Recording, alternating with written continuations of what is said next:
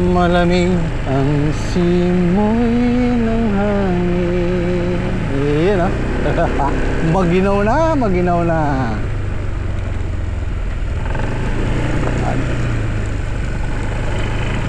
Good morning po sa lahat.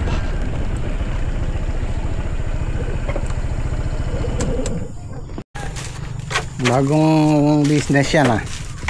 Ayan, may nag-titindar siya sa Pasko. Ayan. Ginagawa nila to by hand. Oh. Ano to? Kawayan to, Kuya Tirso. Bukawi, no? Pwede rin kawayan. Oh, di ba? Hindi akong dalawang peraso. Si Ate Ida do, marunong eh. Kaya nga, kung madiskarte ka lang talaga sa buhay, hindi ka mawawalan ng hanap buhay. Diskarte, tiyaga, sipag. Sa Pasko lang nagagamitin. Oo. Surprise! Sana ulol, dumating, sana ul. Ay, cellphone. Sana mo, nagbibiro ka ha. Nanda, baka mahulog ha? Kaya pala sana ul. Bubuksan ko na na eh. Oo, siyempre. Sa'yo yun. Ito. Sana ul. Eh, kabyasang mamuklatata. Ito. Ako, umulan pa sa... Yun o, ganda. Ganda nga, baka mahulog. Meron ng ano yan, SIM card. Pa-register mo na lang sa anak mo. Kailangan kasi nakarehistro yun eh. Tapos meron siyang kasamang case. Yung number ng SIM card nandyan. Kunin nyo dyan, parehistro mo sa anak mo. Pero yung SIM card nandyan na sa loob. May ginawang ka na rin ng account ng Miamihan. Meron na account yun. Send ko sa inyo yung ano, yung account mo. Dad. Ano na eh?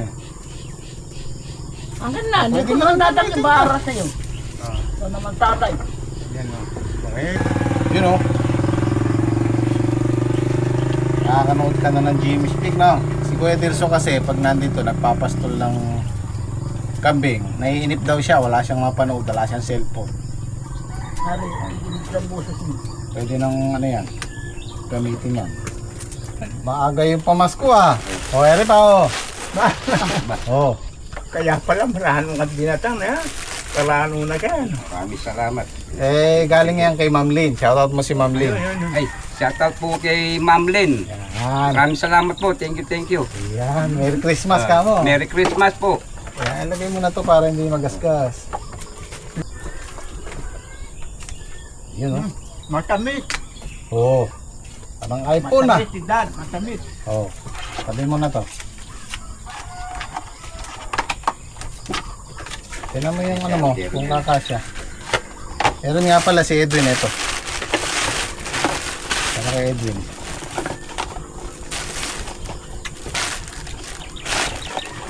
All. Ano ka nga din. Pata kay pakit me. Pakit. Tuwa pa siguro kaya ito. Ang lalabas na mo po. Tignan mo tong ano mo, t-shirt mo. Kung tatigas at nagata kang tayo. Kata kang bisyo. Lima ni ay tayo ka rin eh. May. Maraming salamat po ulit kay Ma'am Lynn. Merry Christmas.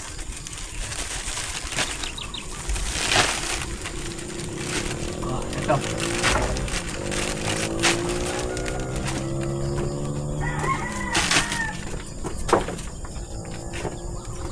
Eh, huwag mo na isuka. Tingnan mo lang. Kuya yan. Lagi Excited siya. kaya. Excited. Meron ng pampasko, no? Nakoy, Dad. Paano yan, Dad? Tapos Salamat po Hindi, sa na Pasko ulit, na Ma'am ako Lynn. na- Thank you po. Fair na yan, fair na. Oh. Ito kay Edwin. Ito si Edwin. Abot ko na lang. Naku, hindi yata nasunod yung ano. Dapat ito nakagawi pa rito. Mahirap kasing patubigan yan pagka dito lang. Bagay, unti-unti na lang pag nagpapatubig. papalahin, tsaga-tsaga lang. So siguro lulusong muna ako sa farm 2 dahil may pitas tayo ngayon. Meron pa tayong 2 bagyong inaabangan. So mamayang hapon daw yung deliver nung punla. Tinawagan ko si Edwin. Ayun, eto na pala si Edwin.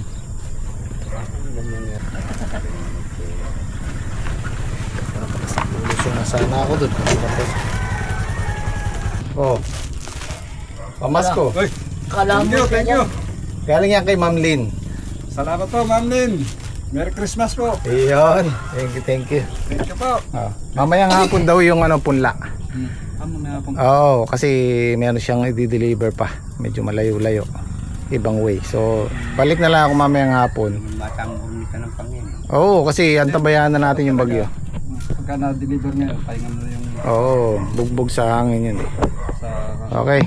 Iwan ko na kayo at lulusong na ako doon. Pare.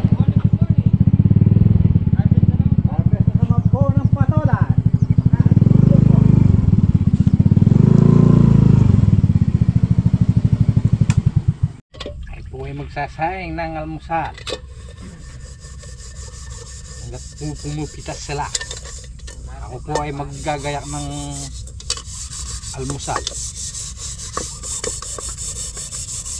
Guys, harvest na naman po tayo ng upo.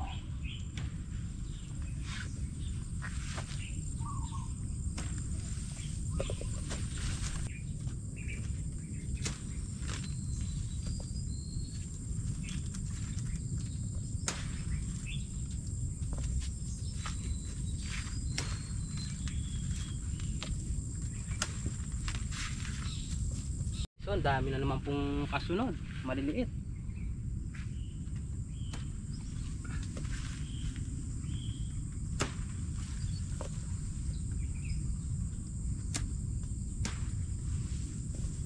Ito po yung aabangan natin yan, guys. Marami po yan.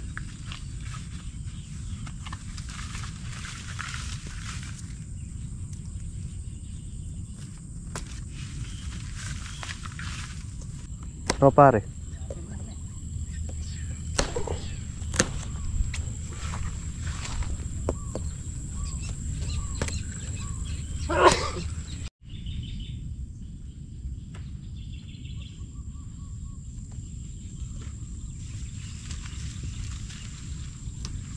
Good morning po. Magandang umaga po sa atin lahat.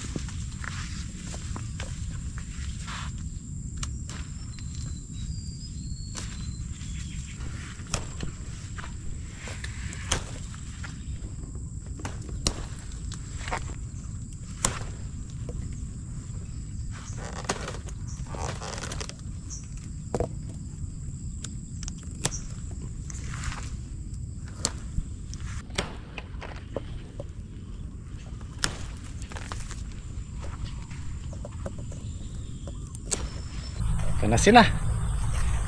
Nagsilabasan na sila. Ayan na sila. Good morning. Kailangan mai ganyan no. Kasi pag mainit ang araw, mainit to, masusunog yung dahon nila. Hanggang siguro hanggang weekend makikita natin kung merong hindi lalabas. Magsasabay-sabay na yan. Bilang pa tayo ng 2 days, 2 to 3 days. Kung minsan kasi merong nalilate dyan, yung hindi maganda yung pagka tabon. Pero sa nakikita ko, yung lumalabas nasa 70% na siya. Ganito sana yung papagawa ko doon sa talungan, kasi medyo maliit yung, sabagay pwede naman na yun. Pag napatubigan kasi yan, kakadaan yung tubig, tapos ililis na lang natin ng konti yung mga nasa gitna na yan. So pipitas lang tayo ngayon. Mamayang hapon siguro maglalagay na tayo ng kalambre sa taas. Kailangan lang nating magbantay dahil dalawa pa yung bagyo. Ang ulam natin nyo, Pakbit ka. Pakbet, ayos, kulay. Isa lang kinuha mo. Wala na eh. Isa lang. Aro. May isda sana. Ayun nga, yung ito. Ha?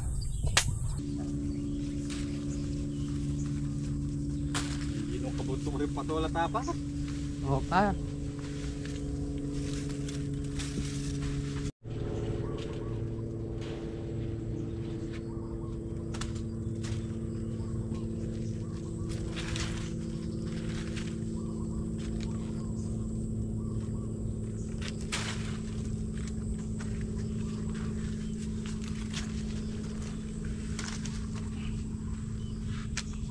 Iksi na yung bunga oh.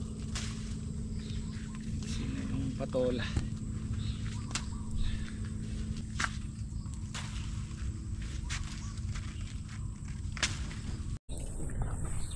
Mga ano pa.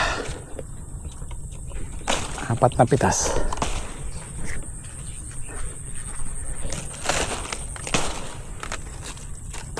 Tama, malalaki na yung ampalay nun.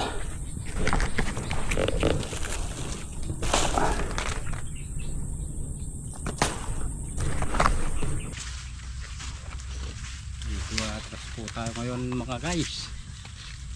Ay, medyo walang malaki.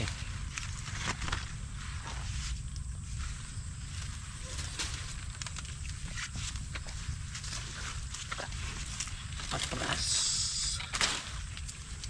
Atras ng konti. Bago matapos siguro itong buwan na to or first week ng December, gagayak na rin namin to para sa pang-4 na crop sa balag natin, diba? Sulit na sulit yung balag. Ay, mamumuhunan ba tayo ng malaki dito, pero malaki din ang pakinabang sa balag. Tayo ay magsiawit ang magagandang himig dahil sa Diyos ay pag-ibig nang si Kristo isilang may 3 haring nagsidalang at ang bawat isa ay nagsipagandog ng kaligayahan.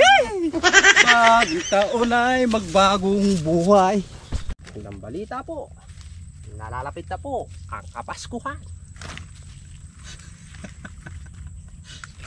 Sa mga kapwa naming empleyado, alam nyo na kung ano hinihintay nyo. Ang 13-month pay. Sarap.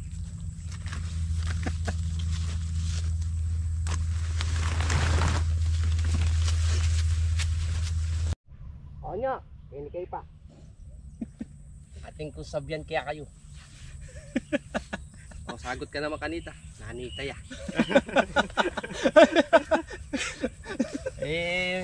Meron lang tayong konti pag-uusapan. Kinakabahan ako ya. May ginawa po ba kaming kasalanan? Ay hindi. Ito pa sa inyo. Ay, nakakadis ko po! Ay! Ay! Talagang ako ba dali kuya?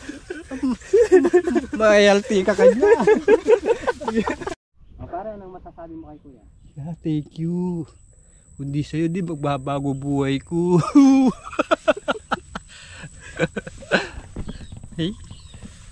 Pampagod bas lang po yun guys. Para sumaya lang po yung mga alaman po namin. Ice cream yummy. Ice cream good. Ice cream yummy. Ice cream good. Oh yeah. Ice cream yummy. Oh yeah. Ice cream good. Eh? Eh? Ang saya-saya namin guys. Eh? Yan lang po yung nakipapatanggal ng ano namin. Pagod. Kahit po kami pagod, kami po ay masaya. Masaya. Masaya ang Team Squad. Ayun o.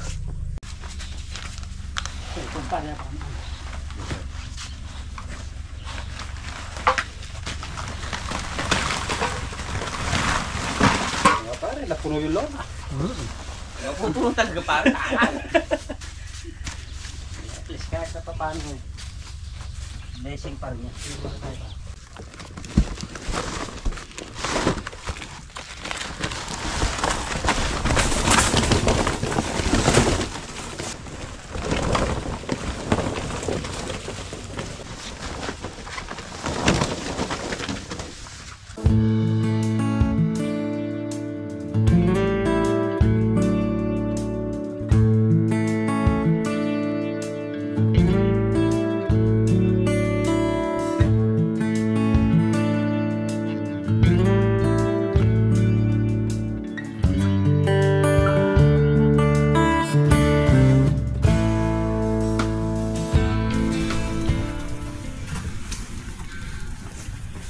Murong.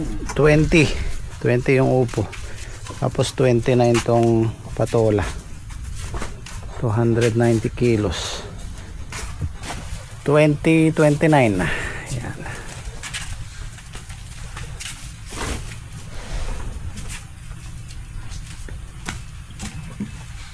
Kanina bilang ko 32 nung nagtimbang na siya yun, naging 29 na lang.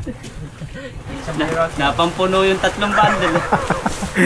Puro yung bundle niya, 9 na kilo. Ano, wala yung 2 kilo. 9 na kilo, 8 kilo. Nawala yung 3 bundle, parang. Pumapalya na yata si Enyo. Ah, Kamali lang ng tansya. At lang parang konti ano. Oo. Then umano kasi mawak ng upo kaya gumaan yung ano niya, ipon niya. yan dahil medyo umatras yung harvest natin. Alas 11 lang, tapos na kami.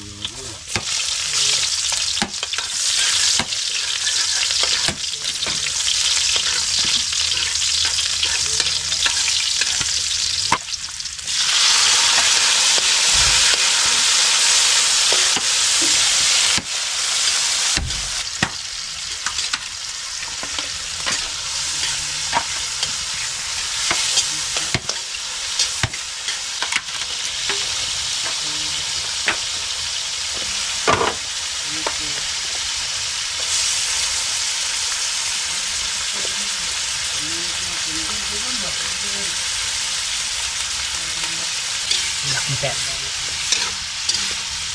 Pakbet po ang ulang na. Sariwang gula.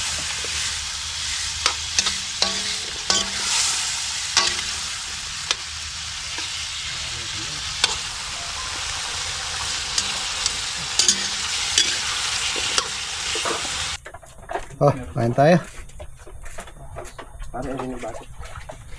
Pinakbit ni Henyo. Binabati nga pala ng happy birthday. Binabati namin ng happy birthday si Sarah. Yan. Happy birthday! Birthday, darling. Ah. Si Sarah po ay pamangking ko. Asawa ni Kian. Kaya magkakasing edad yan. Yung panganay ko, panganay ni Kuya Joey, panganay ni Kuya Joseph.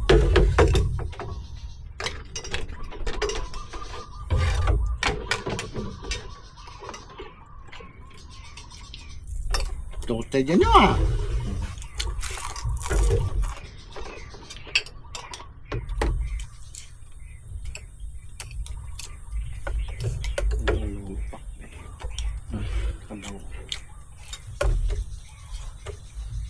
May pakbet talaga, lubay-bay.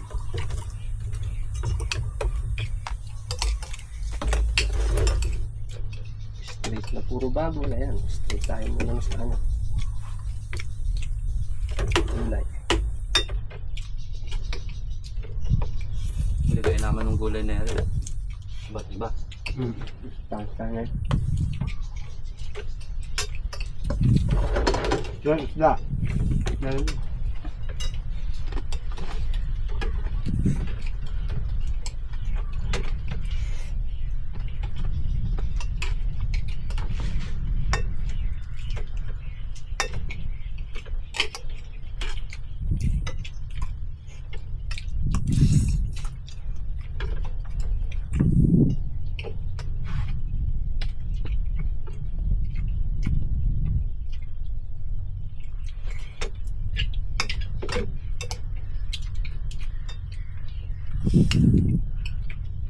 Hindi pa rin nalagyan ng hagod niya.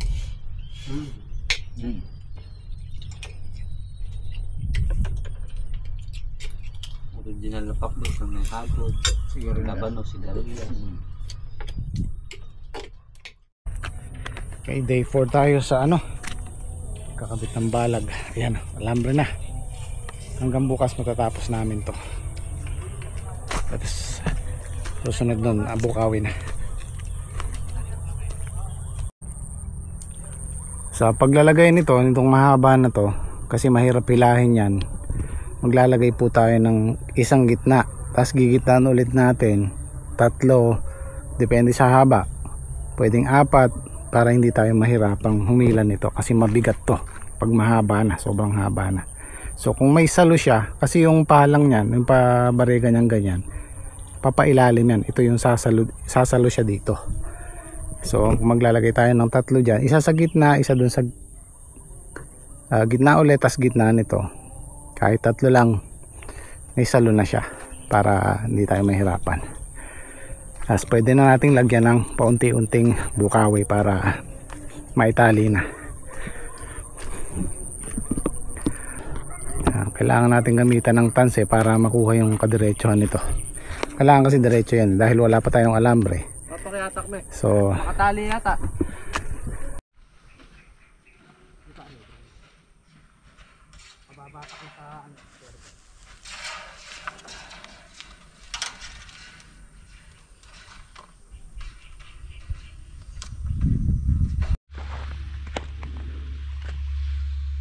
%. 60-40.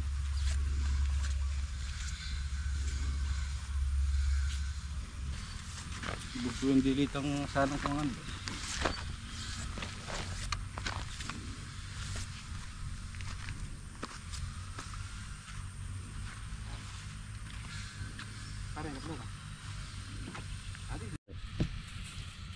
Pre, sabayan mo ng ikot para hindi man. Pare, kakanya na may pare, oh. I-alambre mo. Pare, laki pa yan, eh. Yan. Yan. Yan. Yun. Ala, rin din sumusunod yung bungad. Para hindi tamaan yung ano. Lalim lang pare, baka tinatamaan. mabali yung palaya.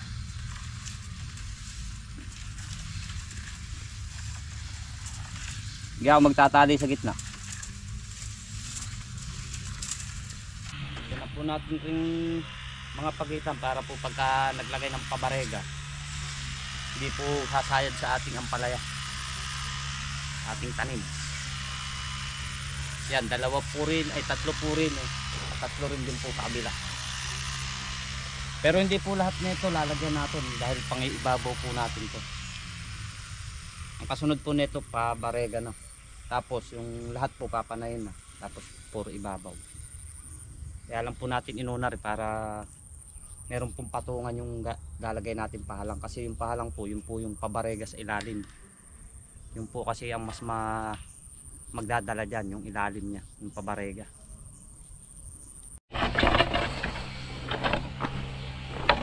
Iba niyan, laki naman na kinuha mo na yan.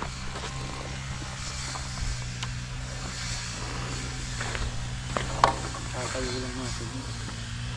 Pantatayong ano rin. Yan na rin ano mo.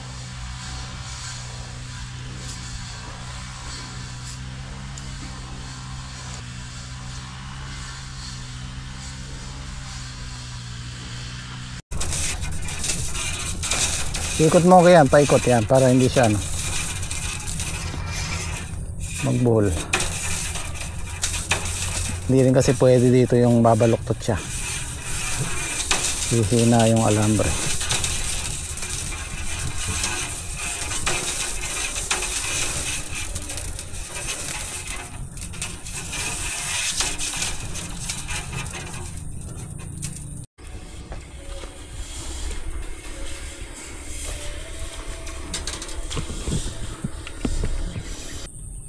Sampu kaming pag ganun. So bukas itutuloy natin yan. Puro pag ganun na. Tapos pag okay na yung sa ilalim, yun po ang sasalon ng mahaba. Okay. Sinalit-salit lang namin kasi hindi pwedeng puro pa ilalim dahil may tanim na, tatamaan yung ampalaya. Pero usually itong pahalang na to puro pa ilalim yan. Ang nasa ibabaw yung mahabang ganun kasi yun ang bigat ang dala. Okay, bukas naman ulit.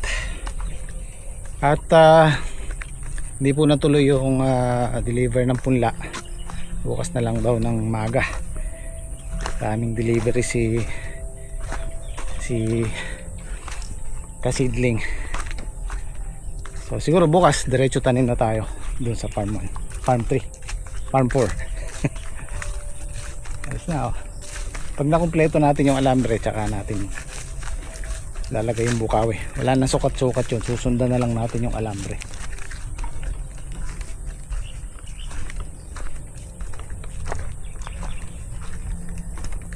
Kaninang umaga sabi ko nasa 70% ang tumubo, ngayon nasa 80% na sila. Konti na lang yung hindi lumilitaw.